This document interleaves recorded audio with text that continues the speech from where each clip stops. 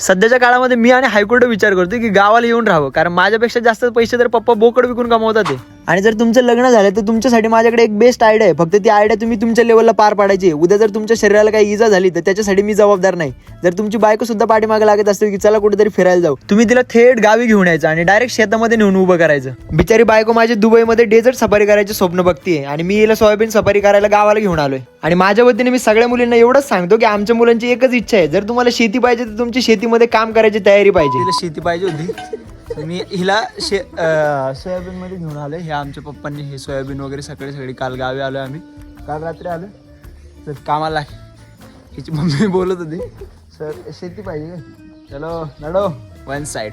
आणि कधीतरी सगळी कामाची धावपळ एका बाजूला ठेवा आणि गावी येऊन एकदा वडिलांच्या गाडीच्या पाठीमागच्या सीटवरती जाऊन प्रवास करून बघा. जेव्हा तुम्ही तुमच्या कुटुंबासोबत थोडासा वेळ स्पेंड करता तेव्हा तुमच्या लक्षात येईल की तुम्ही ज्या पैशासाठी आणि कामासाठी एवढी धावपळ करताय त्या कामाची आणि त्या पैशाची किंमत तुमच्या कुटुंबासमोर फक्त कवडी मोल आहे. आणि मी आधी पण एका व्हिडिओमध्ये सांगितलं आणि आत्ताच्या व्हिडिओमध्ये पण सांगतोय की उतरत्या वयामध्ये तुमच्या आईवडिलांना तुमची गरज असते, तुम्ही कमवलेल्या पैशांची नाही. बघू आता एवढ्या तळमळीने सगळ्यांना सांगितलं, आता बघू किती लोकांच्या डोक्यामध्ये फरक पडतोय. आणि तुम्ही जर गावाला गेलेच तर मला कमेंट सेक्शन मध्ये येऊन नक्की सांगा. बघा तुमच्याशी गप्पा मारायच्या नादामध्ये इकडे पाऊस यायला चालू झाला. आता पप्पांनी मला कामाला लावले. मी आता पप्पांनी सांगितलेलं काम पूर्ण करतो आणि राहिलेली स्टोरी तुम्हाला पुढच्या ब्लॉग मध्ये सांगतो. चला बाय बाय.